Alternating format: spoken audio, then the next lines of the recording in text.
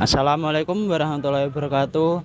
Salam Namo Buddhaya, Om Swastiastu.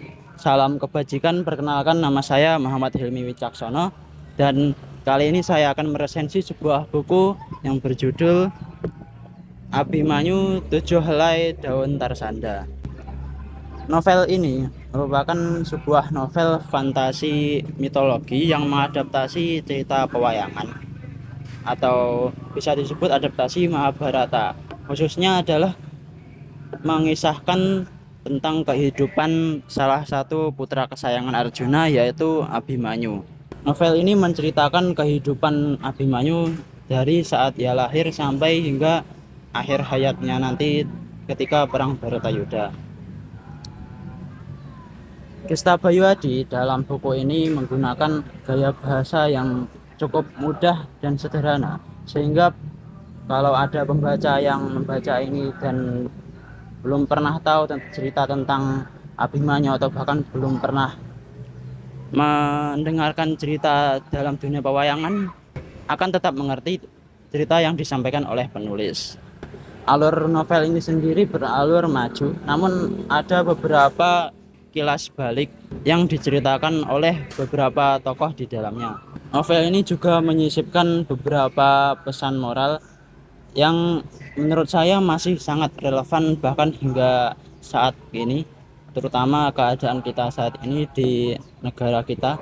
Kemudian buku ini memiliki beberapa kelebihan. Salah satu kelebihannya yaitu gaya bahasanya yang sederhana seperti yang sudah saya sampaikan tadi.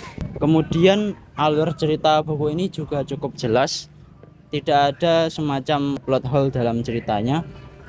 Semua cerita di dalamnya runtut dan lengkap.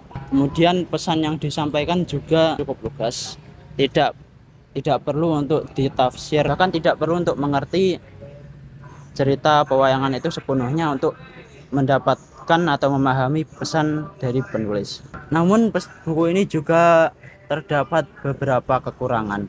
Yang pertama adalah untuk sebuah buku yang memiliki nama tokohnya sebagai judul, menurut saya tokoh utamanya yaitu Abimanyu kemunculannya cukup kurang, bahkan lebih sering diperlihatkan perspektif melalui para Kurawa, yang mana itu menurut saya cukup ironis, di mana para Kurawa adalah antagonis dalam cerita pewayangan. Bahkan pesan-pesan moralnya justru disampaikan oleh para Kurawa. Kemudian diksi yang dipakai penulis juga dalam beberapa bagian terkesan berulang-ulang, terutama dalam bab-bab awal seperti kalau tidak salah bab menjadi raja muda.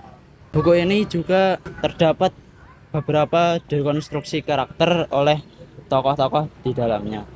Salah satu tokoh yang sangat terlihat dekonstruksinya adalah tokoh Dursasana. Tokoh ini dalam cerita pewayangan aslinya memiliki sifat yang sangat kejam, bahkan tidak bermoral. Bahkan dalam salah satu lakon di mana Pandawa kalah dalam bermain dadu, Dursasana lah yang ingin melecehkan Drupadi di depan para Pandawa. Namun di buku ini tokohnya justru lebih mirip seperti orang bijaksana yang sangat cinta dengan kerajaannya, bahkan sangat ingin kerajaannya itu mencapai kemajuan di masa depan. Dia seringkali diperlihatkan mengkritik kebijakan-kebijakan para petinggi kerajaan yang menurutnya tidak pantas, bahkan tidak bermoral. Secara keseluruhan novel ini layak untuk dibaca untuk para remaja ataupun para penggemar dunia pewayangan yang ingin mendapatkan sebuah cerita yang cukup ringan namun juga memberikan perspektif baru, terutama dalam dunia pewayangan Jawa. Dan buku ini juga memberikan kepada kita beberapa pesan moral yang sangat-sangat relevan, terutama dalam kehidupan sehari-hari kita. Sekian yang dapat saya sampaikan.